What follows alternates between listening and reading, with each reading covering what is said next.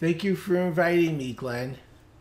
Well, thank you for joining me, Howard. Hey, I want to introduce all of you to a gentleman who I've known for a long time, way back in his Nightingale Conant days, and I'll let him tell you about that. But for those of you who've been through a workshop with me, you know all about skills and techniques. We bring them hard all 1 or 2 days. We bring them hard, nothing but skills and techniques. We talk about this idea of having a good, powerful attitude, and part of that good, powerful attitude is to always do more. Go that extra mile or two, period. In order for you to accomplish that, you know you have to learn more. You have to be able to read more. You cannot just be average at this. If you're just average at this, you're going to get replaced by someone who has more education than you. You've got to learn how to read faster and get more things read and read more than the next person. You got to learn how to learn things. So when I met Howard way back when through the internet, when he was doing Night Conan, I bought his tape set and I learned some very powerful skills. I recently just met him in person and I wanted to share with him because you need his skills and his techniques. Mr. Howard Berg is the world's fastest reader. Make no doubt about it. He's been certified as the world's fastest reader. And for the next hour, he's going to bring you the skills you need to get that speed up. So Howard, I'm just going to be quiet and turn this over to you. Thank you, everyone. Thank you for coming. I put together a really exciting presentation that will increase your learning rate today. A lot of speakers tell you, buy something to learn anything. I'm a big believer that you should demonstrate what you can do and actually do it.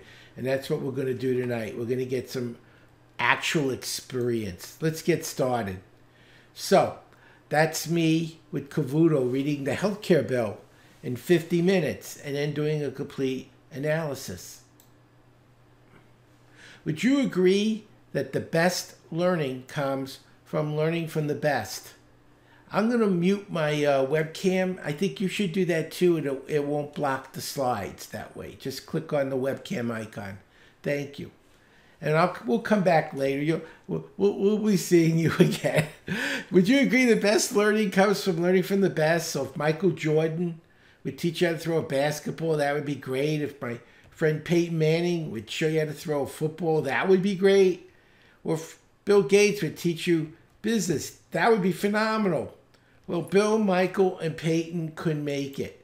But I'm here, and I'm in their league in my niche. I've had people as young as 11 take college courses in as little as a week and get A's consistently. And we'll see how as we go through the program today.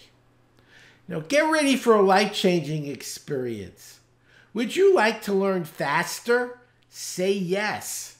Would you like to be more productive? Say yes. And would you like to have more time to do the things you love? Say yes, because that's what we'll be doing today. I'm going to give you, it says 5 keys, but I added another one. I'll tell you what it is. I'll show you to read faster, how to maximize your comprehension, how to remember with laser sharp memory, some little math magic, emotional intelligence, and how to eliminate writer's block. I'm going to include that as well. We'll make it fun. And you're going to want to take notes. What I'm showing you today are proven strategies that work. And you're going to want to take notes to remember them and share them with people that you care about. I'll make time fly. And this is one of the young people I talked about earlier. This is Micah Stanley. He passed the bar at 19 in California. His 22-year-old brother is also an attorney and recently was hired by Southwest as a pilot. His 15-year-old sister is on track to be the youngest person in history to pass the bar in California. And the second youngest is his 17-year-old brother, who's a second-year law student. I unlocked the secret to super fast learning. I also struggled with reading, with books, magazines, mail, journals, everything that you struggled with. It started in Brooklyn. I know I live in Texas, but no one's ever said I sound like a native. I grew up in the south part of Brooklyn in the projects. Very bad place, lots of gangs, very violent. I found one very safe place in my neighborhood, the library. Gang kids would rather be dead than caught in a library. So I read a lot. and I got college reading when I was 11. Went to college at 17. I went to the State University of New York, Binghamton, which is the crown jewel of the New York State University system. I majored in biology, and in my junior year, I get interested in how the brain works. So I went to a dean. I said, I want to do 2 majors, bio and psych. He looked at me and says, you're a junior in your second term. You haven't had 1 psych course. You'll have to do the 4-year program in 1 year. Take 6 science courses at once with 2 4-hour labs to finish the bio program and to do the entire 4-year psych program simultaneously. Frankly, you're not smart enough. Has anyone ever told that to you? And that's when I realized they don't teach learning in school. They tell you what to learn, why you need to learn, what will happen if you don't learn, but not why you hear a song once on the radio and you remember it your entire life. Then you read a book like The 7 Habits of Highly Effective People. The next day you don't remember any of the habits. So there has to be a way to learn things that matter, the same way we learn songs. And there was. I got up to 80 pages a minute. I did a 4-year program in 1 year and took the graduate record exam in biology. In 3 nights, I reviewed 48 books like biochemistry, cell physiology, genetics, plant systematics. I got 3 questions wrong, which put me in the 99th percentile in the world. So when people say, do you remember anything? I was in the 99th percentile, but the question was it something I was doing or was something that other people could do? I owned a school. We took a group of 11 to 15-year-olds, gave them the same strategies I used when I went to school, gave them a 30-chapter book in lifelong developmental psychology, which is a sophomore course at university. And in 1 week, they finished 30 chapters.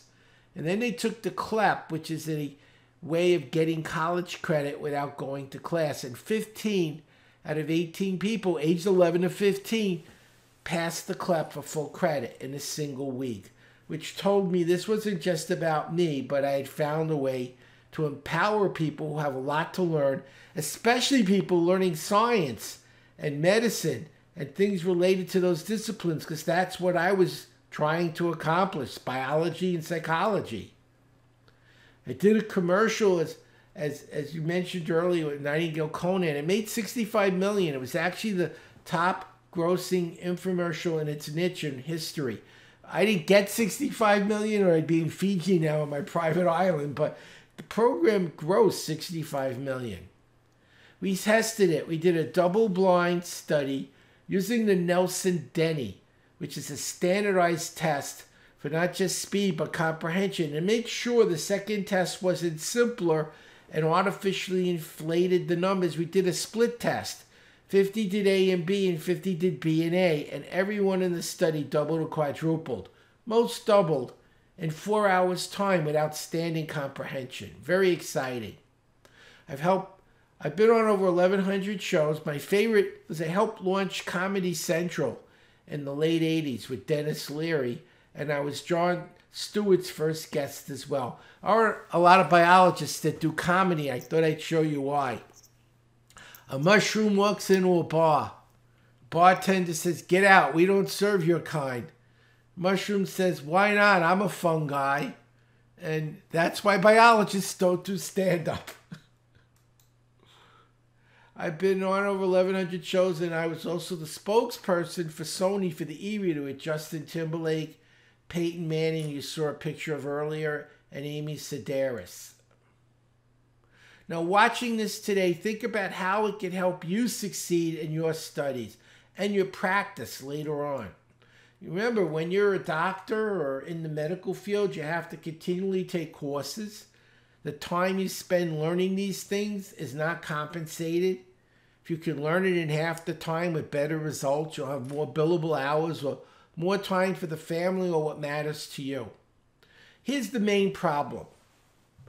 Information overload. More is printed in a week than all human history through the year 1800. And the average reading speed's only about 200 words per minute. Every 6 months, the world's information doubles. And now it's all online, so you're literally drowning in that data. And if you're in a field like medicine, it's growing exponentially. So let me show you how to begin reading faster. After today's program, I'd like you to get a book, a nonfiction book that's easy for you to comprehend. I want to make sure the only thing that might be confusing you is your speed and not the contents of the book. If it's a book that would confuse you reading it slowly, it's a poor book to practice this exercise in. And I want you to read for 1 minute at your peak, at your normal comprehension rate, the way you've always read. And at the end of the minute, take a pen or a pencil, put a little mark where you finish. So you see, that's a measurement of how far you read in a minute. And now I'll show you the special sauce. This particular program doesn't have motion. So I have these hands here. I want you to imagine the hands going from the left to the right margin, from the left to the right margin, with your eyes following your hand. And here's the secret, as quickly as you could comprehend. As long as you know what you're reading, go quicker till you don't. And then you find your ceiling. Slow down just enough so your comprehension returns. And then for 5 minutes in the second chapter, go as quickly as you could comprehend, one line at a time, eyes following your hand. After the 5 minutes are up, use a timer. Go back to the first chapter where you initially tested your reading speed. Again, set your clock to a minute, but this time, use your hand the way you've done for the last 5 minutes. And you'll be astounded. You'll go 10, 20, 30% further than the line you put in during the first read, just doing this one simple to use change. This is actually the first step in learning to read quicker. It takes about 2.5 hours to go 100% or more. We don't have that much time tonight, but this is a great first step. Easy to do. It'll blow you away when you see how easily you can increase your speed with good comprehension. Here's another one of my young people, Stephen. He graduated university at 16 with a 4.0 GPA, economics degree. Backstory, he finished at 15. His mother said he couldn't go to graduate school till he was old enough to drive. And in Texas, you have to be 16. She made him go an extra year. He went to graduate school at 18, majored in math for a master's program, graduated at 19, went to OU with a 3.97 GPA. Funny story, he got all A's, 1 B in the last course, very hard course. And he said, what do I tell my mom? I never got a B before. I said, Stephen, you had a BA at 16 with a 4.0, and you got a master's in math at 19 with a 3.97. I think she's going to keep you. And it was a happy ending. His mother did not throw him out because he didn't get all A's. He got 1 single B once. Happy ending. Would you agree? Comprehension is far more important than speed. I was with Dick Cavett. He was a very famous talk show host in the 70s, sort of like Johnny Carson. And Dick and I were on MSNBC around the time it first launched. And he was interviewing me. We got to be friends. And he was telling me how he was interviewing Woody Allen. And Woody told him he took Evelyn Woods and read War and Peace in 5 minutes, which is incredible. It's a really big book. Looks like the New York Yellow Pages.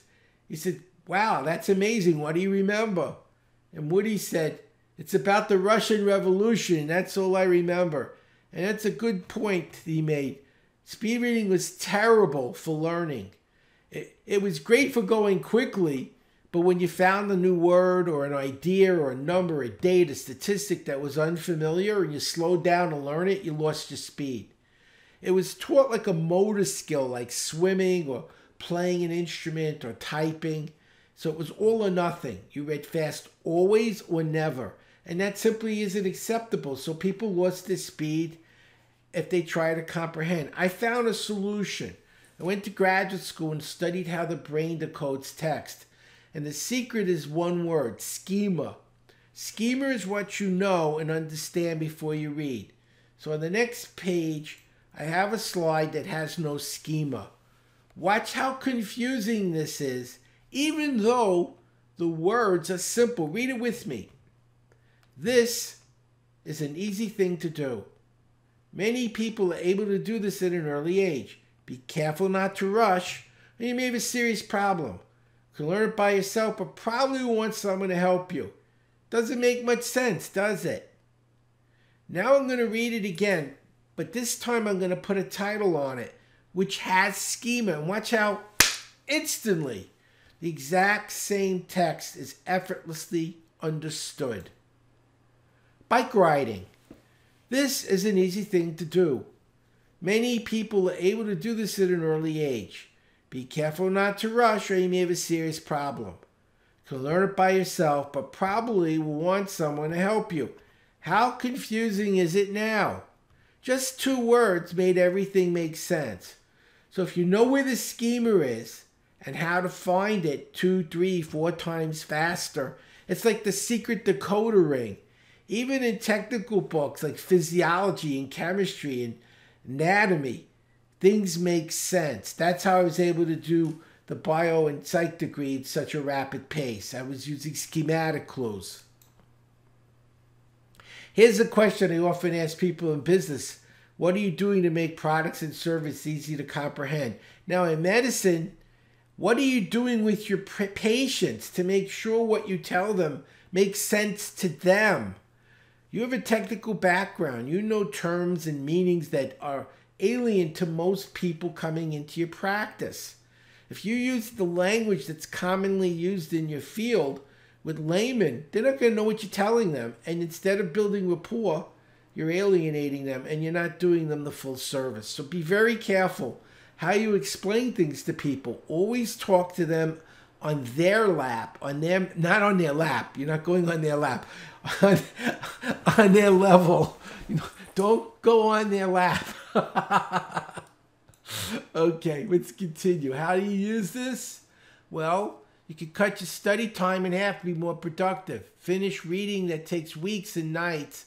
Ultimately make more time for yourself. Be more productive. And later in your practice, be profitable. Remember, medical school and studying in medical areas is the beginning, not an end. You're continually going to be learning the rest of your life. The time you spend learning new strategies, new medications, new procedures, changes in laws, rules, and regulations is not compensated. If you could do that in half the time, you'll have a lot more time to do other things you'd rather be doing. But that has to get done either way. Now, I had this twice, but we'll say it again because it's important. Cut your study time in half, be more productive, get done in nights instead of weeks, and become more productive and profitable. This is Justin. A lot of times people think some of the kids I'm showing you were geniuses. He was not a genius. He was a C student. Learned my system. He finished high school at 15, got his 2-year degree at 17, BA at 19, Masters in English at 21. Justin is a professor. He became an English professor at 22. How many C students do you know that became professors at 22? What changed? The tools. When you learn how to use your brain, you can do amazing things. You buy a car, you get a manual. You buy a computer, you get a manual. Where's the manual for your brain? How it works, how to use it. That's what I've been focusing on. As a psychobiologist, I saw there was so much information on how to apply learning and improve it that wasn't being taught. We're making very smart monkeys and dogs and rabbits and fish and mice. I said, what about people? The same thing can work. And I applied what I understood about brain-based learning to human learning and got these results. Now, this is the most important skill of all. And for this skill, I'm going to go off my slides and I'm going to reveal myself. Hide the children so they don't get scared. I'm going to show you a lesson on emotional intelligence, the most important skill of all. Imagine I'm teaching you to drive. You're ready for your road test. I tell you, take the test.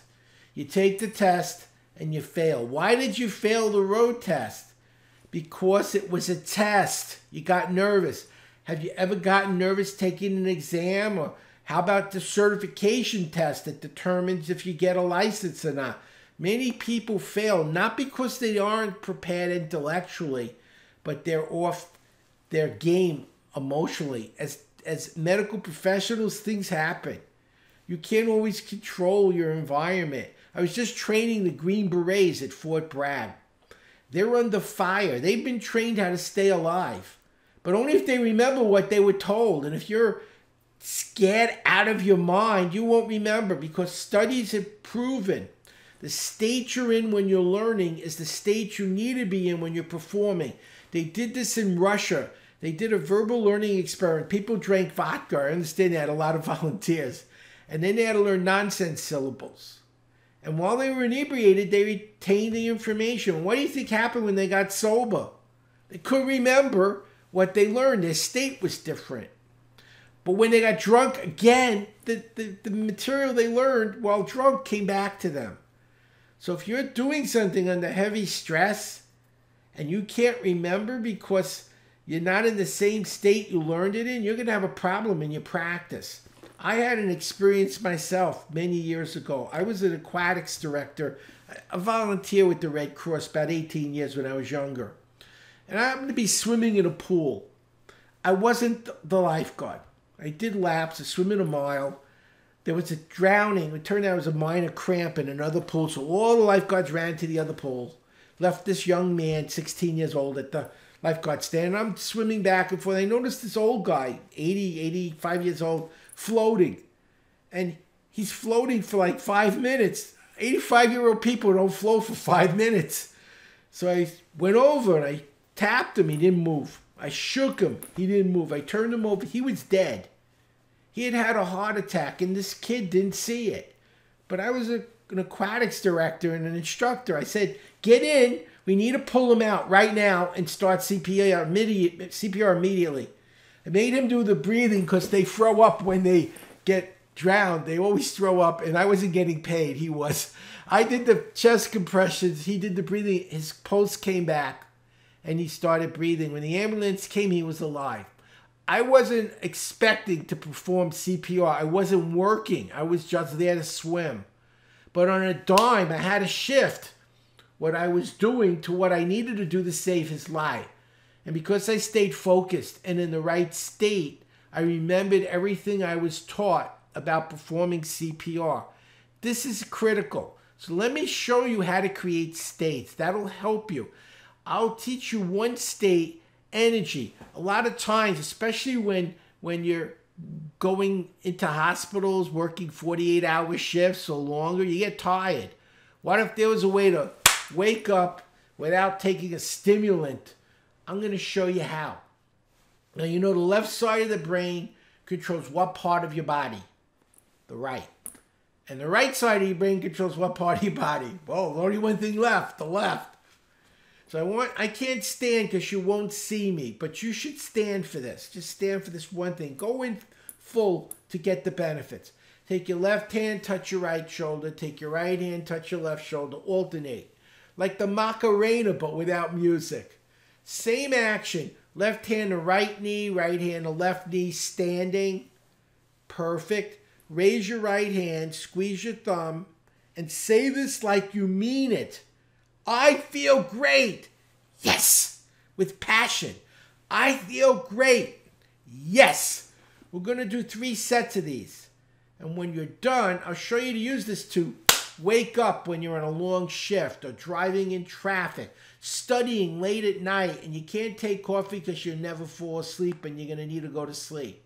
Are you ready? Go at my pace, starting with the shoulder taps. 1, 2, 3, 4, 5, 6, 7, 8. Knee taps. 1, 2, 3, 4, 5, 6, 7, 8. Grab your fist. How do you feel? I feel great. Yes. Let's go a little faster the second time. Ready?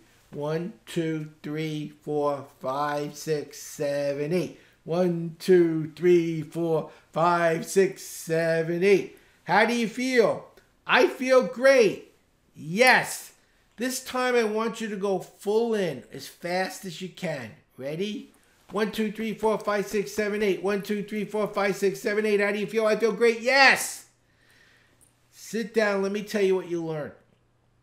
You stimulated the left and the right, then both together, faster and faster. Your breathing got quicker. You got more oxygen to your brain.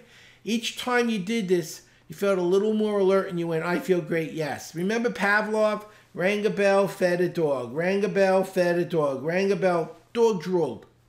You don't want to drool.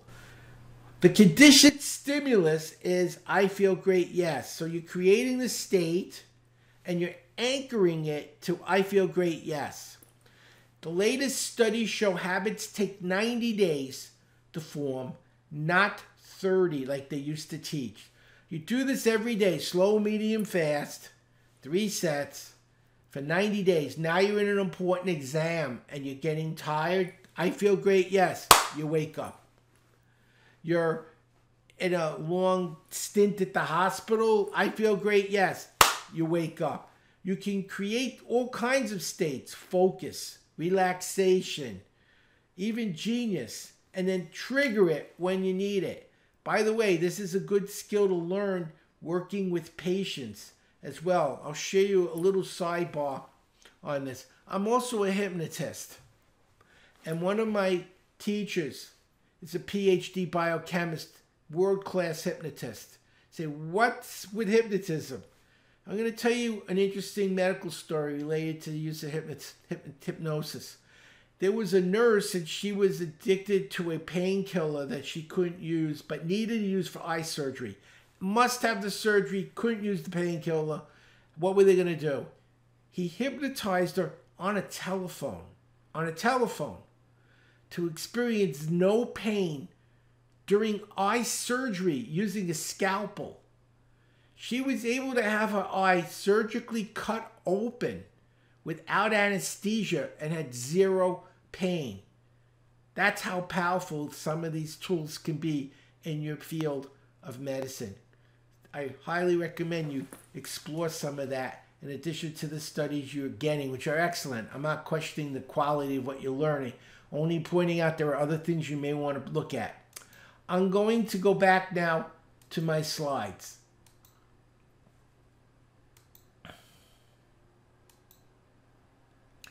I'm going to skip forward to where we were. I know where we were, and then I'll start it. Okay, a little too far, a little too far. It's going back, going back, going back.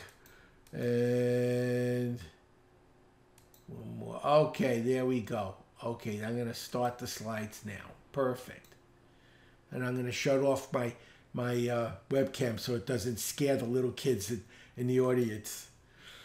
So I taught you the most important skill, emotional intelligence. The question is, what are you doing to create states you need to use? And this is for business people, but for you, what states do you need to be in to successfully do a practice? And what are you doing to get rid of states that can interfere, like fear, anxiety, self-doubt? By the way, these same things can be used with patients to give them a sense of hope when they're facing a dangerous procedure. And as you probably are aware, the state of mind someone is in affects their physiology. And so by using these EQ strategies, you're able to modify the behavior of someone into a more positive one that'll help them be successful with what you're telling them to do. Very, very important. How do you use this? You can increase your productivity, reduce stress, and empower success in others. Hey, Howard, forgive the interruption. We don't have slides. Don't have slides. I don't know why they're recording here. Let me see. They're on the screen. Okay, I'm not sure what's happening. I will continue because I know that I'm doing the recording in 2 different forms, and it will show up ultimately. Okay. But I don't know why that's happening because it's on my screen and it should be displaying. So I apologize for that. Well, and you're engaging enough where you can just talk and let us see you and talk, and we'll learn from you. I don't want to scare them with my face. Well, I'm going to teach them a little math magic. Very, very important in medicine, by the way. Let me show you a problem. 103 times 107. What if I said you could do this in your head instantly? Well, you can, and I'm going to show you how. Notice both numbers are near 100 and both numbers are greater than 100. How much greater than 100 is 103? 3. How much greater than 100 is 107? 7. So write those two numbers next to the numbers they started with. 103 has a 3 on the right. 107 has a 7 on the right. Now multiply those two numbers. 3 times 7 is 21. That's actually the last two numbers in the answer. It's that easy. And the next step's even easier. Add diagonally. 103 plus 7 is 110, or 107 plus 3 is 110. Write that down. Notice whichever way you add, the answer is the same. That's always the case. So whichever way it's easier to add, do that, and you'll get the right answer. Now, 103 times 107 is 11,021. How hard was that? So what would you do with this? Imagine somebody flatlines and you have to give them an injection based on their weight and do it in your head instantly. Or another medication. Sometimes in medicine, there are measurements you have to make under extreme conditions, extremely quickly, faster than you have time to pull out a calculator. You have to do it right now, this instant, or you'll lose the patient. You can. You can actually do math like this in your head instantly and save lives at the same time. So I thought you'd find that really interesting. I'll tell you how I use this.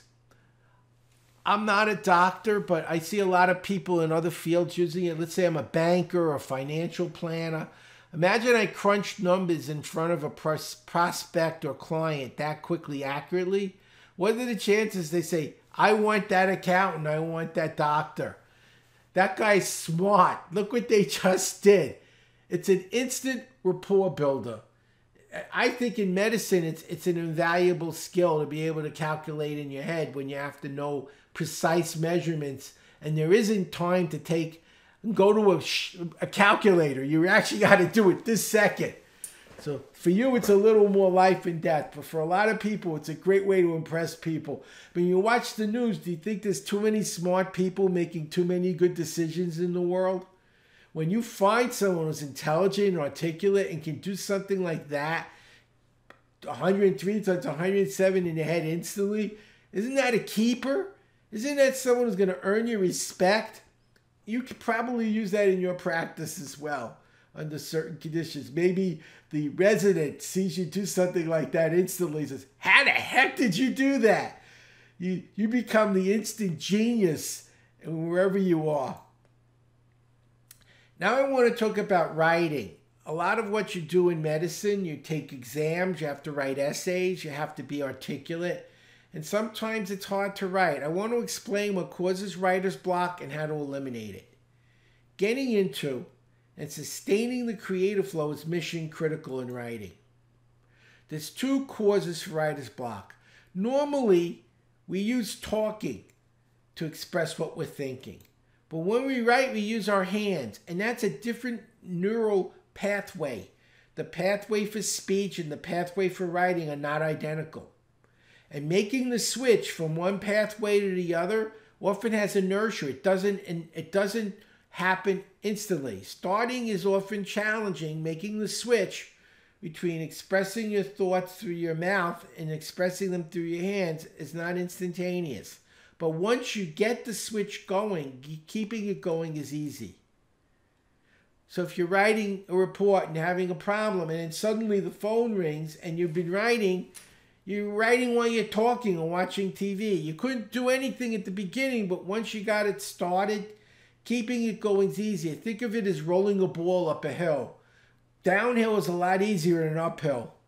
And so once you got it going, it's all downhill. It's easy. So I have a lot of strategies for getting going instantly. Another cause of writer's block is a conflict between left and right brain. We now know that both hemispheres are involved in activities. It's not one or the other, but there's a predominance of editing on the left side and a predominance of creativity on the right. So the left hemisphere is your editor, your spell checker, your grammar checker. Your right brain is just trying to get something done and done quickly. And here's what happens when you try to write and edit at the same time. See if you can relate to this. You write 10, 15 lines, you look at it and say, this is terrible. You cross it out and start over. Over and over and over, and nothing gets done. I call that brain freeze, because the two parts of your brain, the editing function and the creative function, are like oil and water. They don't mix. They're immiscible. They don't combine. You need to do them separately. And so if you do them the right way, you'll be able, by not doing them at the same time, but alternating steps, which is something I teach, you'll be able to get your writing done in a fraction of the time. I wrote a book in 5 hours that went #1 on Amazon the next day. Let me give you some creativity strategies. I was reading an article years ago about Paul McCartney. He's also in the Guinness Record Book. He's the most prolific songwriter in history. And he actually described his creativity strategy. And I said, wow, that's great, because whether you're writing a song or a report, you're writing. He listened to an old song, he changed some notes, he changed some chords, he changed some words. By the time he was done, there was no old song, it was a new song. So I'm going to give you 3 ways to apply that strategy in reports and things you need to do. First, you might find a book that has an organizational format or strategy that's perfect for what you're trying to write. It's a different topic, but the way the topic is organized, the headers, the sidebars, the charts, the diagrams, everything is exactly what you need to use. So you copy 2 or 3 chapters out of that book, learn the format, stop copying and begin writing your own material using the same organizational format. You're modeling the format. Another way to do this is there's a writer whose style is perfect for what you want to write, but it isn't your style. Copy out 2 or 3 chapters of their style. Your brain is learning to mirror it. Stop copying, delete what you wrote, and continue writing in the style you've been using, and your brain will continue doing what it was doing before in your own words. The third way is to take something that's written, and there's a program called the Best Spinner. There's a lot of spinner software. I've used them. This Best Spinner is literally the best. It's a dynamic thesaurus. You put what was done that worked into this, you hit a button and it rewrites it. 96% no. I never ever use the spun copy. I use the spun copy as my outline. And now that I have something that's there, it's not a blank sheet, I put in my own ideas, I take out some of the other ideas, I add new examples, I take out the old, what Paul did. He changed chords, he changed notes, he changed words. By the time I'm done, everything that I had that came from the spun is gone. But I was working with a pattern that works. So it had structure and format and significance, and I rewrite it in my own words. And when I'm done, I have literally created a brand new piece of material, just as Paul did. So these are 3 great strategies you could use to help eliminate writer's block, and it certainly would be helpful in any exams you need to take in the future. The last skill I want to talk about is memory. People often say, yeah, you read fast. Do you remember anything? Yeah, I remember a lot. Remember, I got in the 99th percentile on the GRE in biology. It was 800. Let me show you a strategy. I have many strategies for memory, but we don't have time for all of them. But I'll give you a good one. You want to remember pole, shoes, tricycle, car, glove, gun, dice, skate, cat, and bowling pins. I'm willing to bet right now you don't know all 10 objects, but here's the amazing thing. In just 3 minutes, not only will you know all 10, but backwards and forwards. And this is not just an exercise. This is a tool you will be using in your practice and in your studies. So please do this with me. Studies show you remember 10% of what you read, 90% of what you say and do. I need you to say and do. I want you to remember this so it'll help you. The Greeks discovered thousands of years ago to learn a new list, the easiest way was to take a list you know. Think of a hanger in a closet. What do you do with a hanger? You hang things on it. Well, data that's hanging in memory is like hangers. You can hang new things on it. I'm willing to bet you can count to 10. I'm pretty sure I'm on safe ground. And we're going to use those 10 numbers to learn these 10 things. A pole looks like a 1. A flagpole looks like a 1, a big 1. So when I say 1, remember to do this. You say pole. Ready? 1. Pole. 2. How many shoes do you wear? 2. And what's 1? Pole. And what's 2? Shoes. Fantastic. 3 is a tricycle. How many wheels are on a tricycle? 3. What's 3? Tricycle. What's 2? Shoes. And what's 1? Pole. Make sure you're doing this with me. That's how you learn. You don't learn by watching. You learn by doing. 4 is a car. How many tires are on a car? 4. 4 is car. What's 2? Shoes. What's 1? Pole. And what's 3? Tricycle. I didn't go in order on purpose. We're not learning in order. We're learning in association. Much more powerful. 5 is a glove. How many fingers are in a glove? 5. What's 5? Glove. What's 3? Tricycle. What's 1? Pole. Outstanding. 6 gun. They love them in Texas where I live. I'm not a big gun person, but where I live, everyone else has a gun. 6. What's 6? Gun. What's 4? Car. And what's 2? Shoes. You're getting smarter. 7's lucky in dice. This is originally a video, but in this system, it doesn't show you the dice. They roll in. So imagine the dice is there.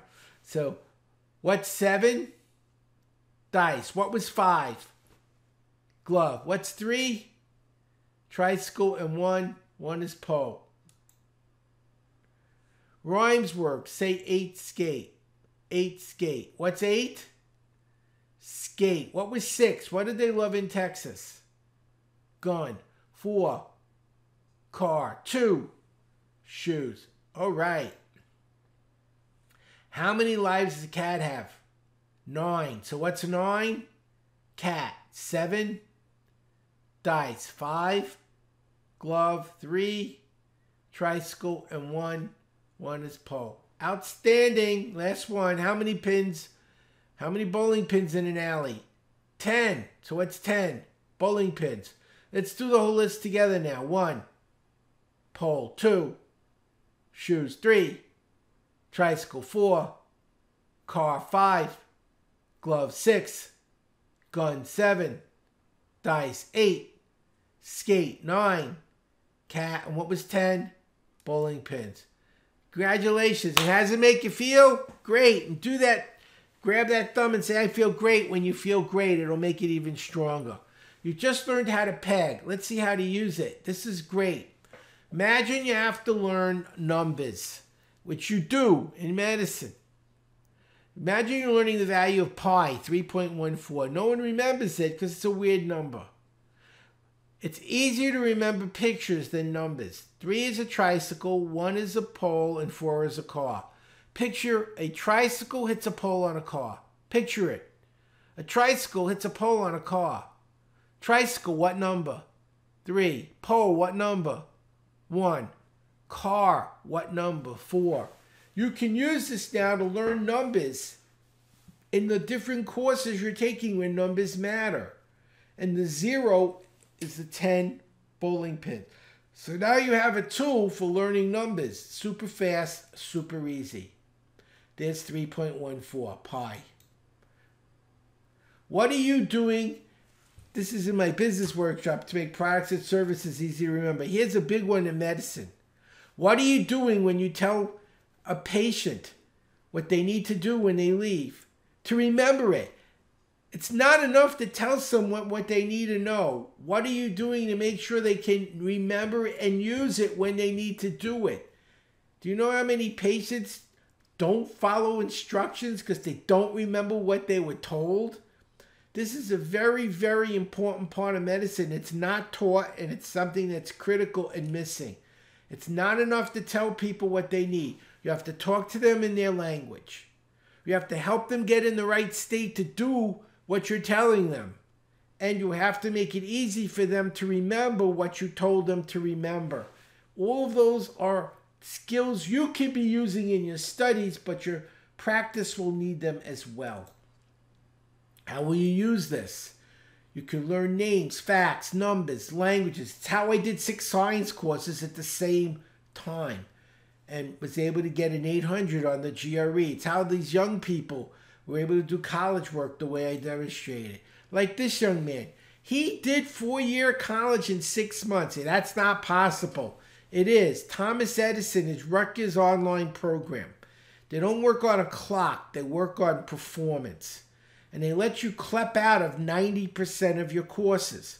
He wanted to be a missionary. So for his needs, he didn't need to go to medical school, law school. He just needed a 4-year degree. So he clept out of 5 courses a week and did 1 online course every week. And so in 6 months, he did 4-year degree. And then he went and learned Chinese in 3 weeks and became a missionary. No, he's not average. This is not your typical person. I did a graduate course in educational psychology, 5-month course in 7 hours.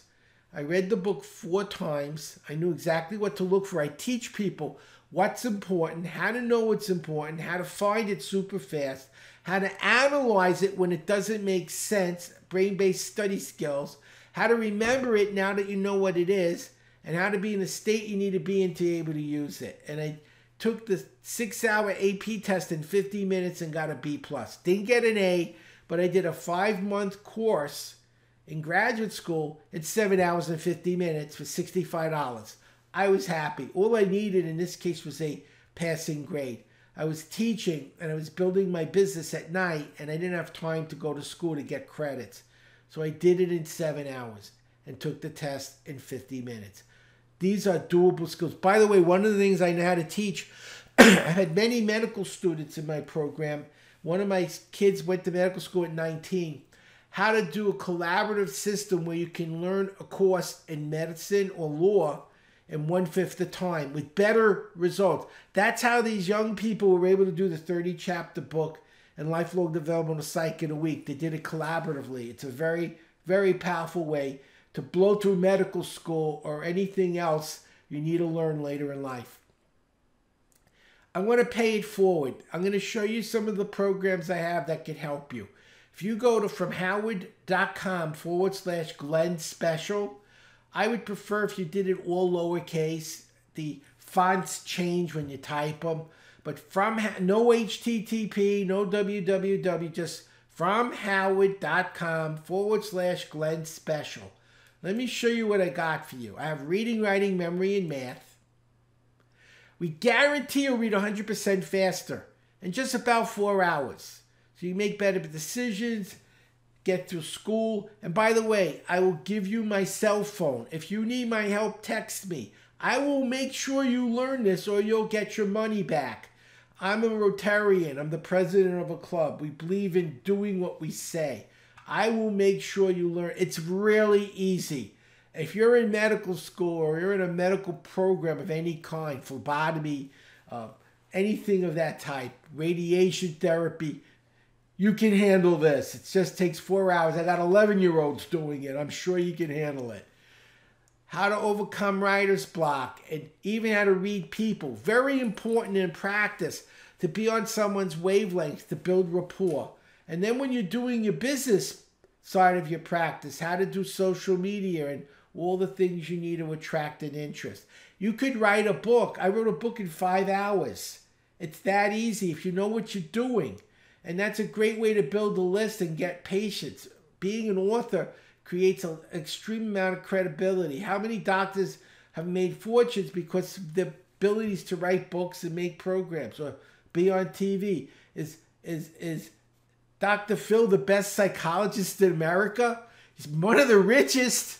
He's not necessarily the best, but he's one of the richest because he learned how to use what he knows. Memory. Big part of medical school is memory. And I had to learn a tremendous amount. 6 science courses at the same time. It's pretty tough. By the way, I had 3 part-time jobs. I worked 18 hours a week while taking 6 science courses with 2 4-hour labs.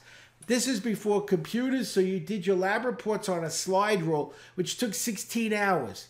So I spent 40 hours a week in the lab, had 6 courses, and worked 18 hours on the side.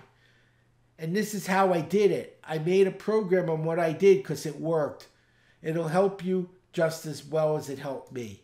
And then the math program, I showed you a multiplication strategy, but this addition, subtraction, multiplying, dividing, and squaring. All skills you'll use in your practice and on exams. Now, when I work with big companies like Dan Kennedy, GKIC, I have 3 levels. I have reading program, $297. I have reading, writing, memory, and math for $497. I have a package with 12 advanced lessons, how to write a book in a day, and that's $897. But I have a very special opportunity. I want to help you people get through your studies and become contributors. One payment of $297 for the $897 bundle. You'll get reading, writing, memory, math, 12 advanced lessons in how to write a book in a day, which could be used for a thesis or dissertation just as easily. Writing a paper. And I'll give all of that to you for $297, including my phone. If you need me to help you, I will personally help you. Won't be an assistant. It'll be me. And if you can't do it, send it back. How's that? Does that sound fair? Either this is going to make a difference in your life or you don't pay for it. And it only takes 4 hours to learn the reading program. The other programs are about 3 hours each. So you have 12 advanced lessons to continue to get better. It's about an hour a month. That'll help you to get better. This will help you throughout your medical studies. You'll have how to write a book in a day, which could be a DVD, webinar, audio. By the way, even in medical school, you can create a program that can help people and sell it and make money to go to medical school. Fund your own studies instead of taking out loans. Remember, I made 65 million people teaching people how to read. I didn't get to 65 million, but I did very well. And I could see how someone in a medical program could have a topic people would pay to know about and create a webinar, an audio, a DVD, or a book. One payment of $297, that's all it is. And you're getting everything. You're getting the $897 bundle, reading, writing, memory, math. You're getting 12 advanced lessons in how to write a book in a day. Absolutely everything. When I turn off the program today, it'll automatically redirect to where you can get the program. But I'll put it on here right now. If you click on the link right now that you see on your screen, you can get it, or you can go. I gave you the information earlier. Let me go back so you can see it. Let me get into the PowerPoint. Give me a second. I'm going to turn it on. From Howard.com, Glen Special.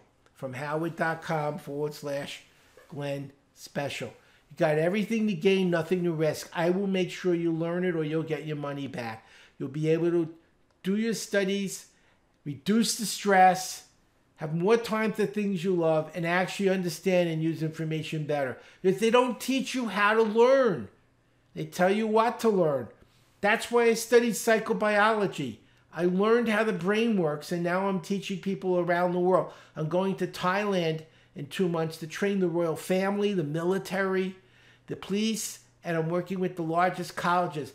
I have an associate who's currently getting me booked into MIT and Harvard to use these skills. You need these. I've done everything I can to make these easy and affordable for you to get risk-free from Howard.com/Glen glen special. Do it now.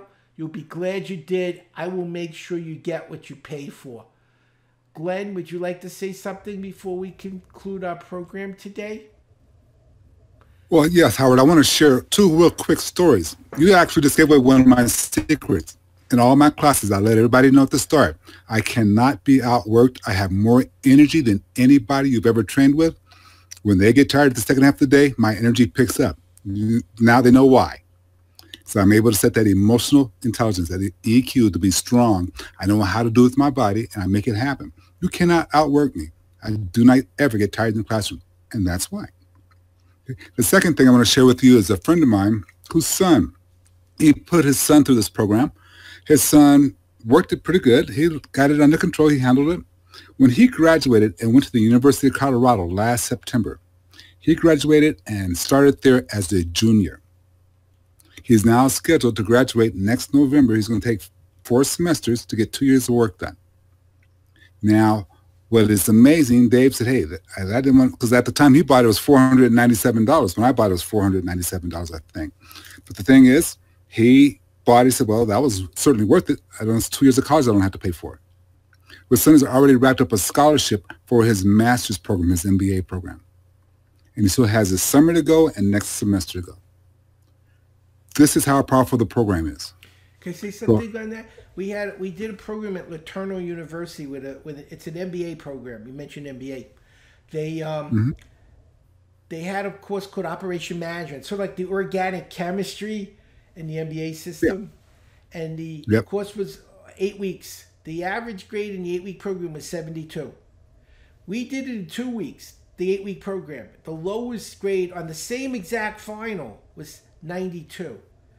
The exact same material, the same exam, done in 1/4 of the time, and instead of the average grade being 72, the lowest grade was 92. So that says it all. It says it all. It does. It really does. This can make the difference for your kids and for you.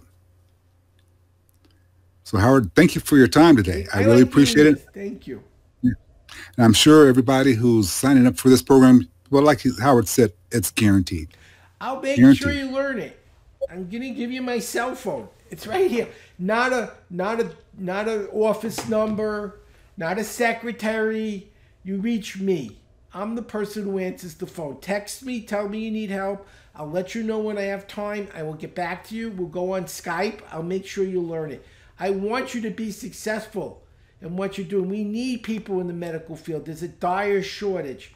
And as a biologist and someone who studied psychology, I can appreciate what you guys have to learn. I understand the kind of material you're learning. I took many similar courses in anatomy and physiology as a biologist. This works. I couldn't have done what I did without it.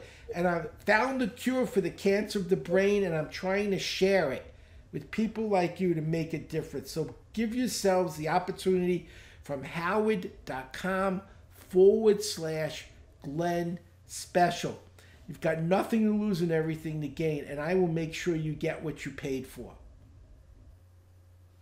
All right, folks. Appreciate you hanging out with us, and we're going to have a great time. Take advantage of this opportunity. It's online. Like I said, I paid $497 for it. It's online. You'll be able to do it. Just take advantage and go for it. Thank you so much for having me, Glenn. Thank you again, Howard. Have a great afternoon, great evening, and take care. You too. Bye.